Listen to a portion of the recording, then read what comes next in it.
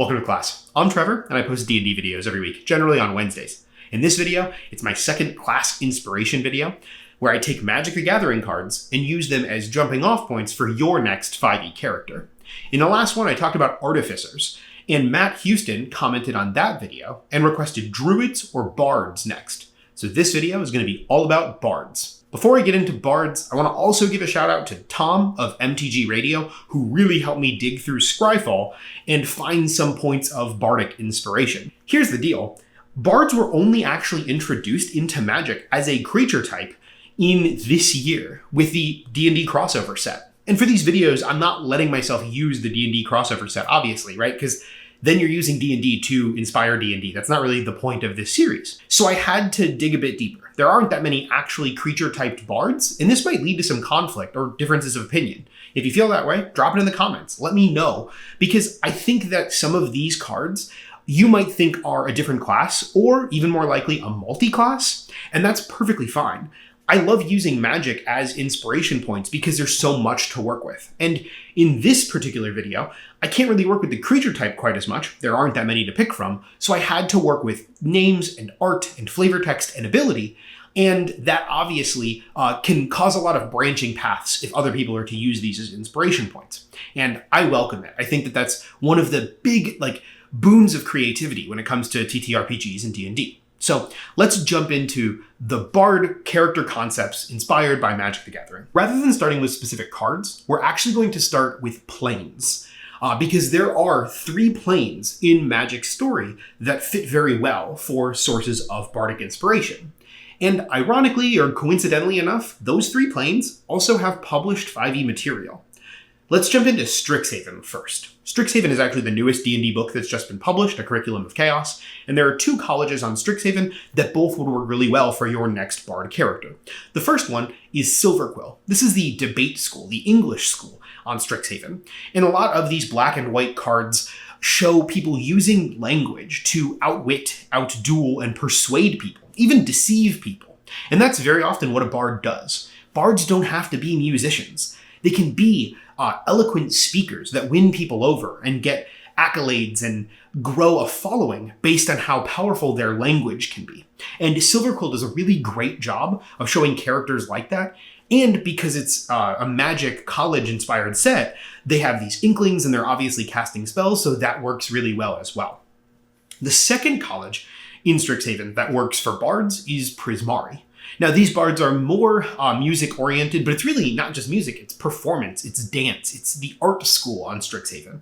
And a lot of the cards in Prismari are channeling their magic through their evocative movements, and it works really well. I mean, some of them even work for the more obscure bard subclasses, like the College of Swords, because of the art on the card or what have you. Prismari works really well for elemental bards and kind of fighter-style bards and the performance dancing bards, whereas Silverquill would work better for your linguist-type bard. And the second plane we can use as inspiration is Ravnica, City of Guilds. So Ravnica has been visited and revisited a number of times in Magic's story, and there's a Ravnica source book for 5e. In Ravnica, there are guilds, and this breaks up this kind of urban city plane. One of the guilds is Rakdos. And Rakdos is the Black-Red Guild in terms of Magic's color identity, and there's this very underground, really carnal carnival that takes place. So there are a lot of trumpeters and performers and fire jugglers, and these are all bards as far as I'm concerned. So you have this type of bard from the Rakdos cult, but you also have other kinds of bards. You have the Azorius Senate, and you may not think of bards when you think of these kind of uptight, fully armored, maybe you would think paladin or cleric, but they have this ability called Detain, and they use their language. So I think there is some inspiration to be pulled from the Azorius Senate as well. And finally, although a little bit less so than the other 2, the Boros Legion is the kind of military force on Ravnica, and this is the Boros Trumpeter. Now, he is a member of a war band, but he plays an instrument, and that is an option for a bardic character. I've always wanted to play a bard that was a war drummer, like an orcish bard that played the drums, because I think it plays counter to a lot of the assumptions about bardic characters, that they're these sly, fast-talking, generally pretty lewd characters, and they don't have to be, right? You can have a military-inspired bard that fits and fits the features that are offered by the Bard class in 5th edition. And the last plane that we're going to talk about as inspiration is Theros. If you want some background or lore on Theros, Josiah or Dungeon Dad here on YouTube is actually doing a deep dive series where he talks about some of the lore for that plane, but it's a Greek mythology inspired plane, and there are a lot of characters in Theros, or a lot of cards from the set, that talk about like piety and religion, and they evangelize. They go around and they talk about their faith in whatever god. And on Theros, the gods get their power from their followers. You might hear this and automatically think cleric. And I think that's reasonable. I understand where that comes from. But these storytellers, right, especially this like Greek or Greco-Roman inspiration, these storytellers are also bards, right? If you think of Homer and the Iliad and the Odyssey and this tradition of traveling storyteller, that is very bardic by nature, and those people would garner a following and be able to kind of convince people or even just entertain people based on the power of their performance and their words.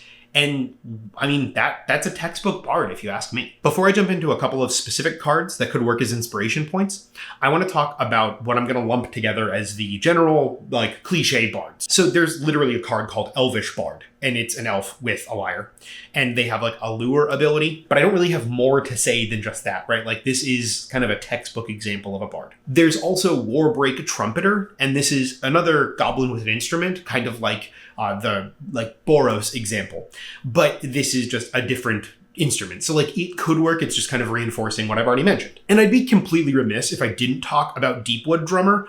This art might be one of my favorite pieces of art, and I'm just glad that I found this card. I don't know anything about his lore, but I know that I want to play this character in a one-shot. His mustache is amazing. His hair is doing some wild stuff, and it's just like I can't improve this anymore. It's just awesome. So just keep that in mind. And to close this video out, I have 2 specific magic cards that could be your next bard inspiration. And the first is Yisan the Wanderer Bard. Now, this was a card created for a core set that was actually designed by a different game designer, Brian Fargo, for Magic. And they did this. Like, there were a couple of other non-Magic employees that had a hand in creating cards for this particular core set. And this card has actually been errataed, so now it is officially a bard.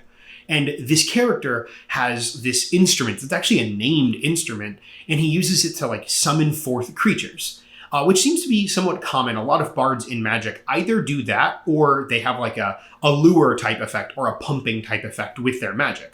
But Yisan has also been like featured on other cards for an alternate art for a different product that came out. So to me, this seems like a recluse or hermit type bard who maybe has some battle injuries. And you could even potentially say this is like a bard ranger or bard druid multi-class that could work really well given the connection with nature and with animals. And finally, as an inspiration point, we have Birgi, god of storytelling. Birgi is another traveling storyteller who is like witty and charismatic and goes around telling and like bragging and boasting. Actually, Boast was a mechanic in Kaldheim, the set that Birgi is from, but she would tell these grand stories of the gods of Kaldheim. There's more information in a link down in the description, but this character to me seems so ripe with flavor, and I also wanted to include it because it's a different color identity. Most of the bards we've talked about are green cards. I guess Silverquill and some of the Ravnica sets are exceptions, but a lot of the generic bards tend to be green and tend to be elves. And this character is definitely not that, but this passion comes across pretty clearly in this character. And I think it's a really excellent idea for a bard that is maybe more serious than what your run-of-the-mill bard might normally suggest. Hopefully this video helped inspire you for your next bard in your next 5th edition game. If you have any suggestions for the next class that I should talk about, drop them in the comments down below. And if you find any magic cards or any other sources of inspiration for a bard, let me know because I'd love to hear about it. But as I always say, be safe, make smart life choices.